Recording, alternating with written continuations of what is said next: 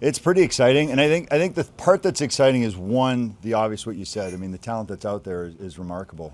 Even the fresh crop from this most recent draft, but it's the vibe off the ice that's just as impressive. And and I know everybody that spoke in front of a microphone, second half of last year talked about the culture and the environment and how it's just changed so much and for the better. And it's carried over, and I think it's just going to continue to build momentum, and everybody can feel it, and it's really exciting.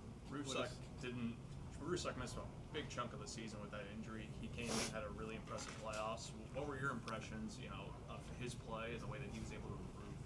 I mean, he came from a full ACL reconstruction, and usually it takes a year for you to get back to 100%. And I think it's a testament to how hard he worked, how hard he wanted to come back and prove himself.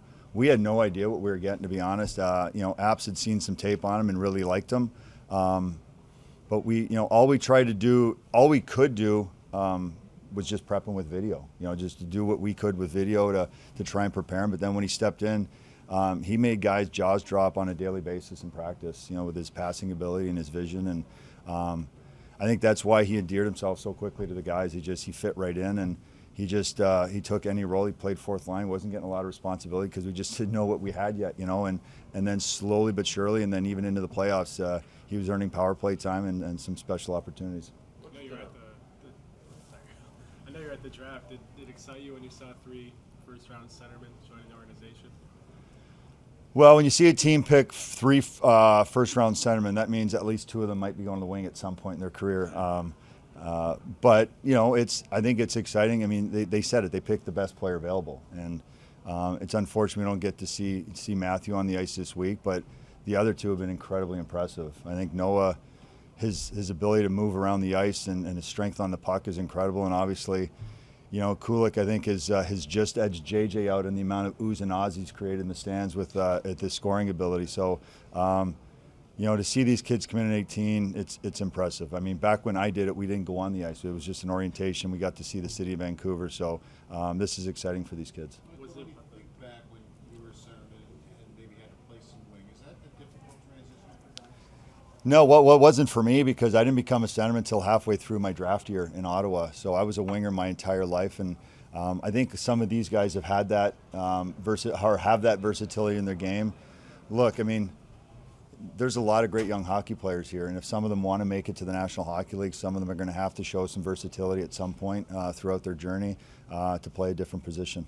As far as your ego is just what stands out? Obviously, there's this shot.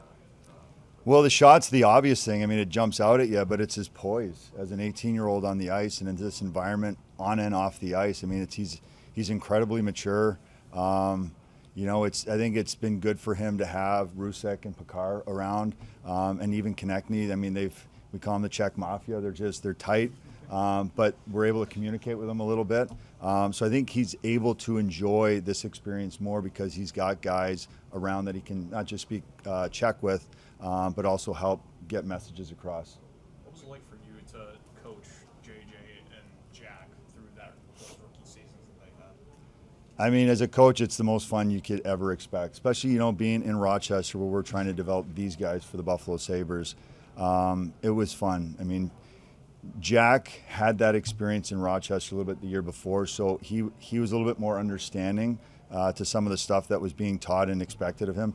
JJ took a while. JJ, I think, only had 3 goals through his first 20, 25 games or so. Started to understand the things that we were trying to teach him as a staff, and next thing you know, I think he ended up with maybe 4 or 5 or 6 hat tricks, to the end of the season. So he's an impressive young man. I still view him as a unicorn. I can't find anybody I've ever played with or against, even today's game, that resembles the type of player he can become. So I'm excited to see both of them play next year. What are the biggest things that you're trying to teach? Because we can see here in training camp the talent he had, and he scored some goals at training camp. So dash you the fans now, why is he going to Rochester? Yeah. What are the things when you get him to Rochester, a raw kid like that has that kind of talent? What are the things that you need to teach him to make him a pro? Well, I mean, the number one thing with a lot of young guys, and it's not just with JJ, is it's play without the puck. And it's not just on defense, it's on offense. Finding holes, getting into space, supporting the puck. And the thing that I spent the most time with him with is just having him understand how much he can impact a game without scoring or without getting on the score sheet. He's incredibly fast, powerful, instinctual. He became one of our best penalty killers by the end of the season. I think at the start of the season, we never expected him to ever be able to kill penalties. But that's how far he grew in his understanding of how impactful he can be without the puck and without scoring. And I think, when you try and pass that message along, it's, look, you're going to be in the National Hockey League. You might have to play on the third line, and you might not be on the power play. And we talked about this, and Donnie's talked about this in some of the chats we've had. How are you going to impact your team? How are you going to help your team win hockey games? How are you going to stay in the lineup? And I think as time went on, they slowly started understanding. And it was a great team effort by our staff with all of our young guys, but with JJ in particular. There was a lot of video, a lot of positive video with them and showing them, like even in games early in the season, he'd be upset, he'd be frustrated. But then you show him things that he did that had nothing to do with us scoring a goal, but that helped prevent a goal or helped us win a hockey game. And I think as time went on, he kind of grew and matured and understood those things a lot more. Michael, you've won obviously a lot lately. This has been a long 11 years. How significant in your mind is March and April here, March, April in Rochester with this organization? It's big. It's the start of something, right? We've kind of reignited the fire, and that's a difficult process to get going, especially mirroring, like you said, Buffalo and Rochester together. But the difficult part is maintaining it now and continuing to build upon it. And I think we've got the staff in both organizations that are committed to doing that. And obviously Jerry Fortin and his staff have done a tremendous job and continuing to stack the cupboards for us to work with. And hopefully we can just continue to grow it. How do you help the mentality on face-offs? It's always last in the league. And I know there's some physical and there's skill involved, but it's a mentality. How do you help coach that mentality? Well, when I do it, it truly does start with a mindset. You've got to help guys identify what type of face-off person they are, whether they're just a one-move person because they're strong and they can get away with it, or if you got to be a guy that's got to, get some pre-scouting work in and understand what the other guy's going to do and manipulate what he does. And it takes a lot of work. It really does. And centerman, I know when Krebsy came down and guys came down or guys went up, they're working at it a lot. And it takes time, but you got to be committed to getting better at it. And in Rochester, we had a great group that won a lot of face-offs. At times I think we had two centermen in the lineup, and they were both East Coast League guys. So our numbers dropped a little bit, but for the most part, we had centermen that were just really committed and wanted to drop pucks every day and wanted input every day, and so it worked out well. How have you seen Kozak kind of continue to develop as being kind of a lower end draft pick from last year? Watching him out here, you think he went in the top 3 rounds, to be honest with you. The kid's impressive. He's quiet, he's unassuming, but he's a real hockey player. He does everything right on the ice. He can play 200 feet. The development guys, when they come into Rochester, all the time, the first guy they talk about is Kozak. And, he hasn't disappointed. I've been very impressed with him and looking forward to getting to know him a lot more. Calling JJ the unicorn, are there subtleties that make him unique? There is, and the scary part too, and I'll answer that, is he has no idea how good he can be yet, and which is scary. It's the blend of the power and speed and the skill set with his hands and his shot and his ability to play in a physical game. Like, he can play in any environment and he can dominate in any environment. And it's just a matter of sticking with it and being patient early in his journey, because it's going to be easy to get frustrated. A lot of guys, 98% of guys that start their NHL career are going to face some adversity and some challenges. And so it'll be important for him to get through that. But I think as evidence this year, Donnie's got the right mindset and approach to allow these guys to get comfortable and settle in and grow as young men. What happened with R2? It seemed like halfway through the year, did he finally catch on to the North American game, what he needed to do? Was that part of it? What got him going the way he got going?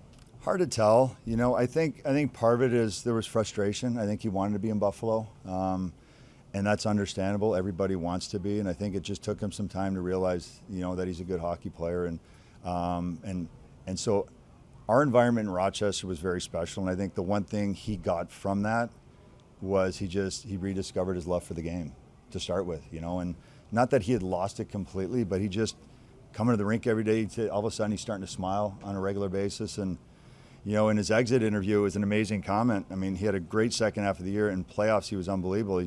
He just simply said every time he touched the puck, he thought he could do anything, which is an amazing comment from a professional hockey player. So it was great to see him do that. He was a big part of our team and our culture on and off the ice, so it was great to see R2 have that success. What have you seen from the goalies this week? Been impressed.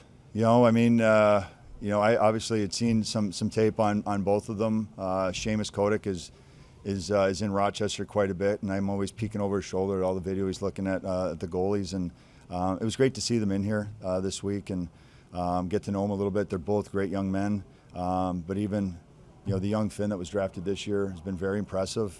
You know, fortunately he's dealing with a little bit of an injury, so didn't get to see him today. But even the invites, I mean, the goaltending across the board has been really good, and which is good because there's obviously a lot of kids that can score goals. So it's good to have good goaltending. What opportunity does a camp like this offer Declan? Yeah, I mean, any time you can get yourself in front of an NHL staff, professional hockey league staff, that's only going to help you, because now your name gets put on a board, and maybe you're in for consideration for a job down the road. So I don't know how those guys run that entire process, but I think as a talented young hockey player, anytime you can get in an environment like this in front of those people, it's a bonus for sure. What have you learned about Aaron? Last one. Being around him. Who's that? Aaron Hugland being around him.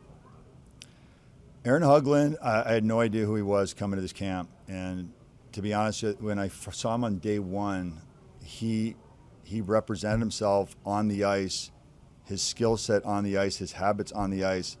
I would have thought he was 27 years old. He's the kind of guy that if you're on his team, you want to play with him because he's just a solid hockey player. He doesn't make mistakes. He gets pucks back. He knows where to put pucks. He works hard. He's an impressive hockey player.